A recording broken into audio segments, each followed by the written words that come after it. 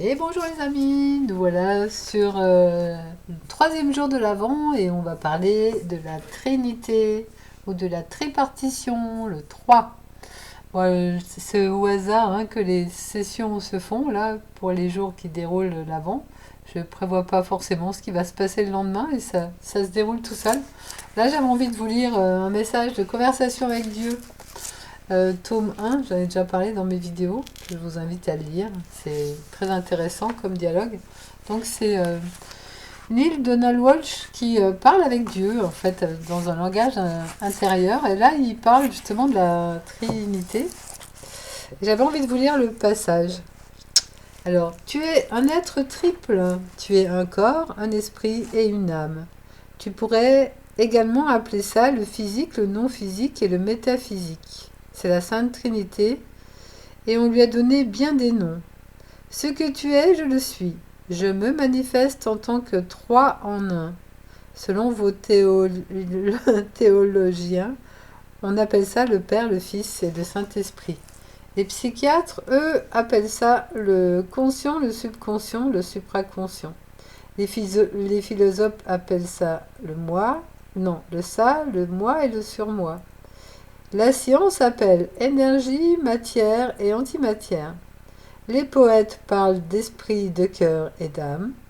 Et les penseurs du Nouvel Âge font référence au corps, à l'esprit et à l'âme. Ton temps est divisé en passé, présent et futur. Ne serait-ce pas la même chose que subconscient, conscient et supraconscient? De même, l'espace est divisé en ici et là, et l'espace entre les deux. Ce qui est difficile, insaisissable, c'est de définir et de décrire l'espace entre les deux. Dès qu'on se met à définir ou à décrire l'espace que l'on décrit, devient ici ou là. Et pourtant, nous savons que cet espace entre les deux existe. C'est ce qui maintient ici et là en place, tout comme l'éternel maintenant maintient en place avant et après. Ces trois aspects de toi sont en réalité trois énergies.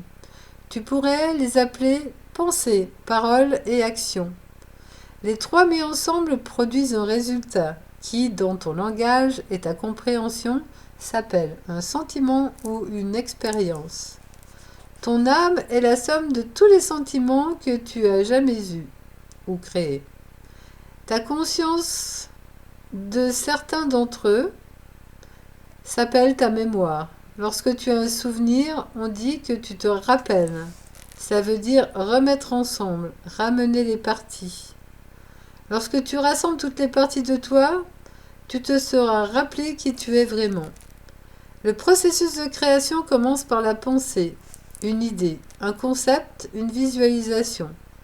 Tout ce que tu vois a un jour été l'idée de quelqu'un. Rien n'existe dans ton monde qui n'ait d'abord existé sous la forme de pure pensée. C'est tout aussi vrai en ce qui concerne l'univers. La pensée est le premier niveau de création. Puis vint la parole. Tout ce que tu dis est une pensée exprimée. Elle est créative et envoie de l'énergie créative dans l'univers. Les paroles sont plus dynamiques, certains pourraient donc dire plus créatives, que la pensée, car les paroles constituent un niveau de vibration différent de celui de la pensée. Elles dérangent, changent, modifient, affectent l'univers avec un plus grand impact. Les paroles constituent le deuxième niveau de la création. Ensuite vient l'action. Les actions sont des paroles en mouvement. Les paroles sont des pensées exprimées et les pensées sont des idées formées. Les idées sont des énergies rassemblées. Les énergies sont des forces libérées. Les forces sont des éléments existants.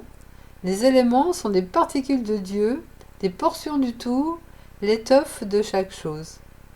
Le commencement, c'est Dieu, la fin, c'est l'action. L'action, c'est Dieu en création, ou l'expérience de Dieu.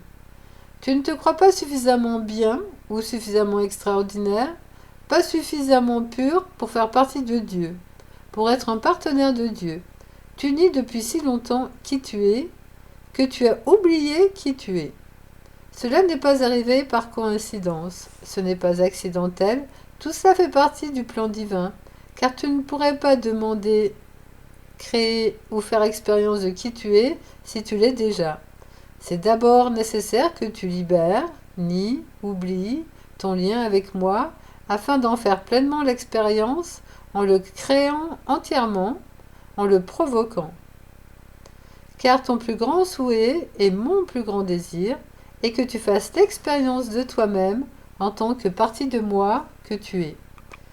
Tu es par conséquent dans le processus qui consiste à faire l'expérience de toi-même en te créant à nouveau à chaque instant, tout comme moi à travers toi.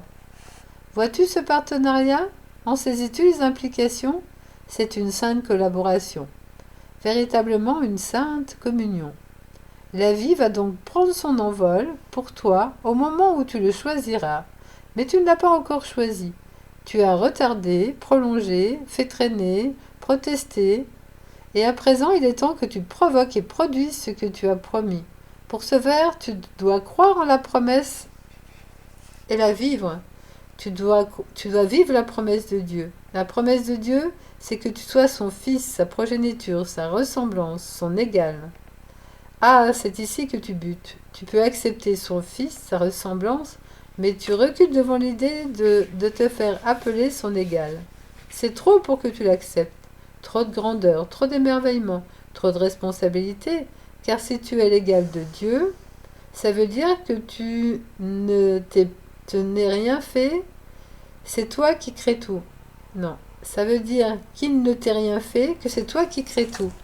Il ne peut y avoir ni victime ni méchant. Il n'y a que les résultats de ta pensée à propos de quelque chose. Je te dis ceci, tout ce que tu vois dans le monde est les résultats de l'idée que tu t'en fais.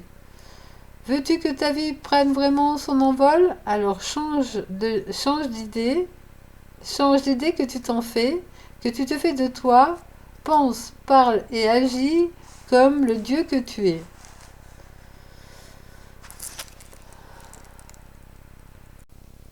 Et un petit peu plus loin, il dit, parce que Neil demande, peux-tu m'aider à mieux comprendre comment faire pour créer cette meilleure vie? Alors Dieu lui répond, oui, d'abord, tourne-toi vers ta pensée la plus élevée à propos de toi-même. Imagine-toi tel que tu serais si tu vivais cette pensée chaque jour.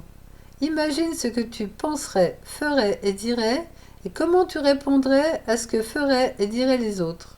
Vois-tu une différence entre cette projection et ce que tu penses, fais et dis maintenant? Alors Neil y répond, ben oui, je vois pas mal de différences. Alors Dieu reprend, ben c'est normal, puisque nous savons qu'à présent tu n'es pas en train de vivre ta vision la plus élevée de toi-même. Alors, ayant vu les différences entre ton état actuel et celui que tu veux atteindre, commence à changer consciemment tes pensées, paroles et actions de façon à les adapter à ta vision la plus merveilleuse. Cela exigera un incroyable effort mental et physique. Cela entraînera une surveillance constante à chaque instant de chacune de tes pensées, de chacune de tes paroles, de chacun de tes gestes. Cela impliquera que tu fasses continuellement un choix conscient. Tout ce processus est un passage massif à la conscience. Ce que tu découvriras, si tu entreprends ce défi, c'est que tu as passé la moitié de ta vie inconscient, c'est-à-dire ignorant à un niveau conscient de ce que tu es en train de choisir en matière de pensée, de parole et d'action, jusqu'à ce que tu en fasses l'expérience et ses conséquences. Ensuite, lorsque tu en expérimentes les résultats, tu nies tout rapport avec ces derniers et tes pensées, paroles et actions. Je t'appelle à cesser de vivre dans une telle inconscience. C'est un défi auquel ton âme t'appelle depuis le commencement des temps. Alors Neil y dit, ce genre de surveillance mentale continuelle semble terriblement épuisante.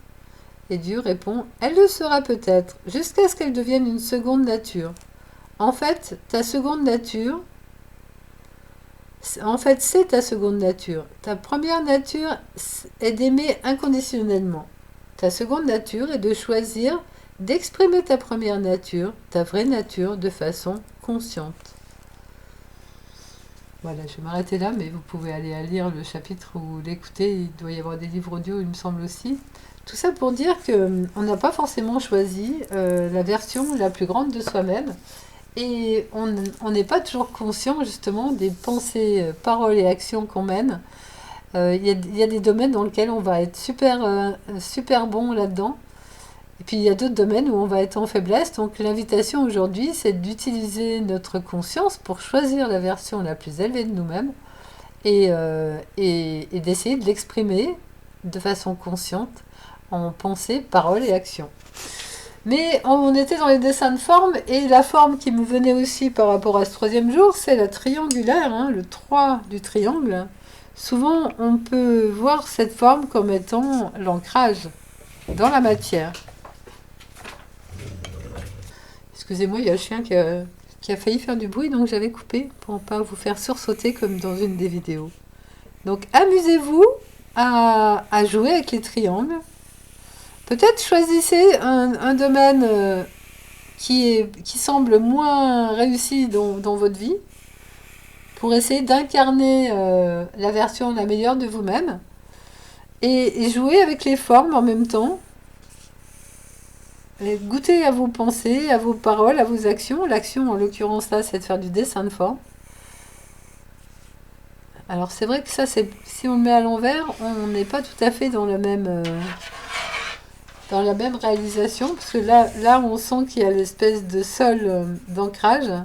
Ici, c'est un peu la même, c'est pas tout à fait la même chose.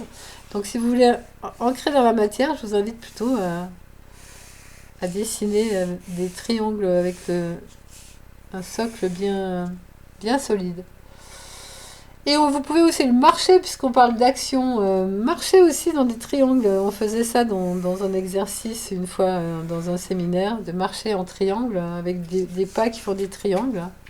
Donc le triangle Trinité, avec l'invitation aujourd'hui d'imaginer la meilleure version de vous-même, les amis. Je vous remercie pour votre écoute. À bientôt.